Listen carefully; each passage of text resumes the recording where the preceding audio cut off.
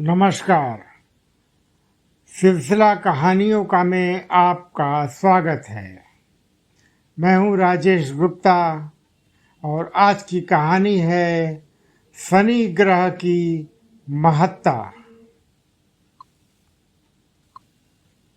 एक समय स्वर्गलोक में सबसे बड़े कौन के प्रश्न को लेकर सभी देवताओं में वाद विवाद प्रारंभ हुआ और फिर परस्पर भयंकर युद्ध की स्थिति बन गई। सभी देवता देवराज इंद्र के पास पहुँचे और बोले, हे देवराज, आपको निर्णय करना होगा कि 9 ग्रहों में सबसे बड़ा कौन है।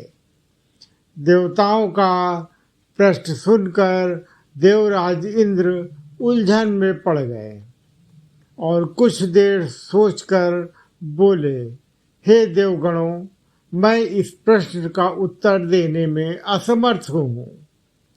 पृथ्वी लोक में उज्जैनी नगर में राजा विक्रमादित्य का राज्य है। हम राजा विक्रमादित्य के पास चलते हैं क्योंकि वह न्याय करने में अत्यंत लोकप्रिय हैं। उन्हें सिंहासन में अवश्य ही कोई जादू है कि उस पर बैठकर राजा विक्रमादित्य दूध का दूध और पानी का पानी अलग करने का न्याय करते हैं। देवराज इंद्र के आदेश पर सभी देवता पृथ्वी लोक में उज्जैनी नगरी पहुँचे। देवताओं के आगमन का समाचार सुनकर स्वयं राजा विक्रमादित्य ने उनका स्वागत किया। महल में पहुंचकर जब देवताओं ने उनसे अपना प्रश्न पूछा तो राजा विक्रमादित्य भी कुछ देर के लिए परेशान हो उठे, क्योंकि सभी देवता अपनी अपनी शक्तियों के कारण महान शक्तिशाली थे। किसी को भी छोटा या बड़ा कह देने से उनके क्रोध के प्रकोप से भयंकर हानि पहुंच सकती थी। तभी राजा विक्रमादित्य को एक उपाय सूझा और उन्होंने विभिन्न धातुओं स्वर्ण, रजत, कांस, तांबा, सीसा, रांगा, जस्ता, अभ्रक व लोहे के 9 आसन बनवाए। धातुओं के गुणों के अनुसार सभी आसनों को एक दूसरे के पीछे रखवा कर उन्होंने देवताओं को अपने अपने सिंहासन पर बैठने को कहा। सब देवताओं के बैठने के बाद राजा विक्रमादित्य ने कहा, आपका निर्णय तो स्वयं हो गया। जो सबसे पहले सिंहासन पर विराजमान है वही सबसे बड़ा है। राजा विक्रमादित्य के निर्णय को सुनकर शनि देवता ने सबसे पीछे आसन पर बैठने के कारण अपने को छोटा जानकर क्रोधित होकर कहा, राजन, तुमने मुझे सबसे पीछे बैठाकर मेरा अपमान किया है। तुम मेरी शक्तियों से परिचित नहीं हो। मैं तुम्हारा सर्वनाश कर दूंगा। सूर्य 1 राशि, 1 महीने, चंद्रमा 2.25 महीने, मंगल 1.5 महीने, बुध और शुक्र 1 महीने, बृहस्पति 13 महीने रहते हैं। लेकिन मैं किसी राशि पर 7.5 वर्ष रहता हूँ। बड़े बड़े देवताओं को मैंने अपने प्रकोप से पीड़ित किया है। राम को 7.5 के कारण ही वन में जाकर रहना पड़ा और रावण को 7.5 के कारण ही युद्ध में मृत्यु का शिकार बनना पड़ा। उसके वंश का सर्वनाश हो गया। राजा, अब तुम भी मेरे प्रकोप से नहीं बच सकेगे। राजा विक्रमादित्य शनि देवता के प्रकोप से थोड़ा भयभीत तो हुए, लेकिन उन्होंने मन में विचार किया, मेरे भाग्य में जो लिखा होगा ज़्यादा से ज़्यादा वही तो होगा। फिर शनि के प्रकोप से भयभीत होने की आवश्यकता क्या है। उसके बाद अन्य ग्रहों के देवता तो प्रसन्नता के साथ वहां से चले गए, लेकिन शनि देव बड़े क्रोध के साथ वहां से विदा हुए। राजा विक्रमादित्य पहले की तरह ही न्याय करते रहे। उनके राज्य में सभी स्त्री पुरुष बहुत आनंद से जीवन यापन कर रहे थे। कुछ दिन ऐसे ही बीत गए। उधर शनि देवता अपने अपमान को भूले नहीं थे। विक्रमादित्य से बदला लेने के लिए एक दिन शनि देवता ने घोड़े के व्यापारी का रूप धारण किया और बहुत से घोड़ों के साथ उज्जैनी नगर में पहुंचे। राजा विक्रमादित्य ने राज्य में किसी घोड़े के व्यापारी के आने का समाचार सुना तो अपने अश्वपाल को कुछ घोड़े खरीदने के लिए भेजा। अश्वपाल ने वहां जाकर घोड़े को देखा तो बहुत खुश हुआ, लेकिन घोड़ों का मूल्य सुनकर उसे बहुत हैरानी हुई। घोड़े बहुत कीमती थे। अश्वपाल ने जब वापस लौटकर इस संबंध में बताया तो राजा ने स्वयं आकर एक सुंदर व शक्तिशाली घोड़े को पसंद किया। घोड़े की चाल देखने के लिए राजा उस घोड़े पर सवार हुआ तो वह घोड़ा बिजली की गति से दौड़ पड़ा। तेजी से दौड़ता हुआ घोड़ा राजा को एक जंगल में ले गया और फिर राजा को वहां गिराकर जंगल में कहीं गायब हो गया। राजा अपने नगर को लौटने के लिए जंगल में भटकने लगा, लेकिन उसे लौटने का कोई रास्ता नहीं मिला। राजा को भूख प्यास लग गई। बहुत घूमने पर उसे एक चरवाहा मिला। राजा ने उससे पानी मांगा। पानी पीकर राजा ने उस चरवाहे को अपनी अंगूठी दे दी। फिर उससे रास्ता पूछकर वह जंगल से बाहर निकलकर पास के नगर में पहुंचा। राजा ने एक सेठ की दुकान पर बैठकर कुछ देर आराम किया। उस सेठ ने राजा से बातचीत की तो राजा ने उसे बताया कि मैं उज्जैनी से आया हूँ।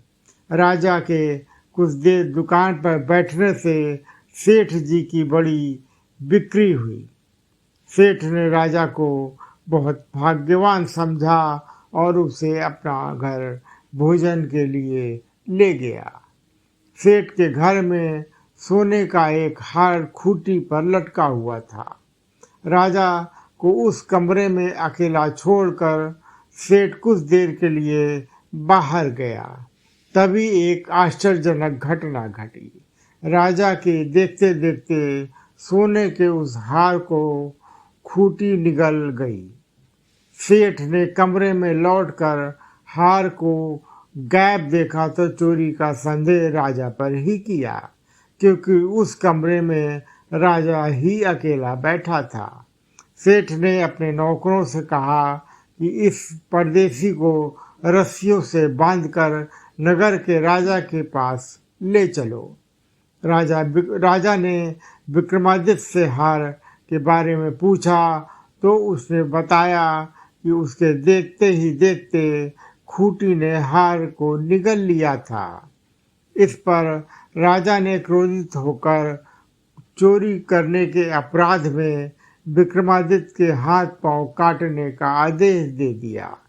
राजा विक्रमादित्य के हाथ पांव काटकर उसे नगर की सड़क पर छोड़ दिया गया। कुछ दिन बाद एक तेली उसे उठाकर अपने घर ले गया और उसे अपने कोलू पर बैठा दिया। राजा आवाज देकर बैलों को हाँकता रहता। इस तरह तेली का बैल चलता रहा और राजा को भोजन मिलता रहा। शनि के प्रकोप के 7.5 पूरे होने पर वर्षा ऋतु प्रारंभ हुई। राजा विक्रमादित्य का एक रात मेघ मल्हार गा रहा था कि तभी नगर की राजा की लड़की राजकुमारी मोहिनी रथ पर सवार उस तेली के घर के पास से गुजरी। उसने मेघ मल्हार सुना तो उसे बहुत अच्छा लगा और दासी को भेज कर गाने वाले को बुला लाने को कहा। दासी ने लौटकर राजकुमारी को अपंग राजा के बारे में सब कुछ बता दिया। राजकुमारी उसके मेघ मल्हार पर बहुत मोहित हुई थी, अतः उसने सब कुछ जानकर भी अपंग राजा से विवाह करने का निश्चय कर लिया। राजकुमारी ने अपने माता पिता से जब ये बात बताई तो वे हैरान रह गए। राजा को लगा कि उसकी बेटी पागल हो गई है। रानी ने मोहिनी को समझाया, तेरे भाग में तो किसी राजा की रानी होना लिखा है, फिर तू उस अपंग से विवाह करके अपने पांव पर कुल्हाड़ी क्यों मार रही है। जा राजा ने किसी सुंदर राजकुमारी से उसका विवाह करने की बात कही, लेकिन राजकुमारी ने अपनी जिद नहीं छोड़ी।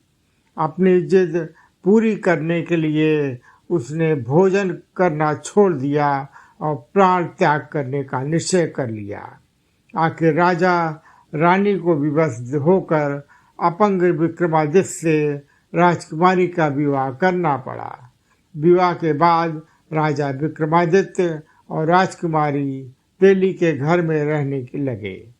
उसी रात स्वप्न में शनिदेव ने राजा से कहा, तुमने मेरा प्रकोप देख लिया, मैंने तुम्हें अपने अपमान का दंड दिया है। जा राजा ने शनि से क्षमा करने को कहा और प्रार्थना की कि शनिदेव आपने जितना दुख मुझे दिया है अन्य किसी को ना देना। शनिदेव ने कुछ सोचते हुए कहा, राजा मैं तेरी प्रार्थना स्वीकार करता हूँ। जो कोई स्त्री पुरुष मेरी पूजा करेगा, शनिदेव शनिवार को उस व्रत करके मेरी कथा सुनेगा, उस पर मेरी अनुकंपा बनी रहेगी, उसे कोई दुख नहीं होगा। शनिवार को व्रत करने और चींटियां को आटा डालने से मनुष्य की सभी मनोकामनाएं पूरी होंगी। जो प्रातःकाल राजा विक्रमादित्य की नींद खुली तो अपने हाथ पांव देखा तो राजा को बहुत खुशी हुई। उसने मन ही मन शनिदेव को प्रणाम किया।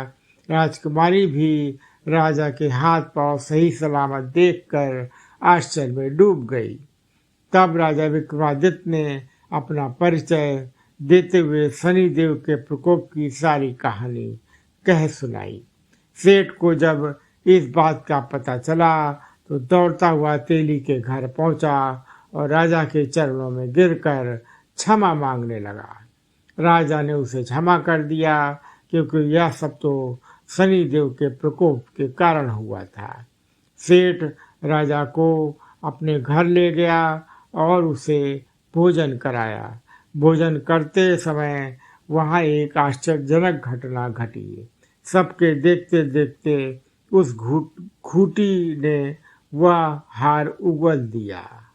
सेठ जी ने अपनी बेटी का विवाह भी राजा के साथ कर दिया और बहुत से स्वर्ण आभूषण धन आदि देकर राजा को विदा किया। राजा विक्रमादित्य राजकुमारी मोहिनी और सेठ की बेटी के साथ उज्जैनी पहुँचे तो नगर वासियों ने हर्ष से उनका स्वागत किया। उस रात उज्जैनी नगर में दीप जलाकर लोगों ने दिवाली मनाई।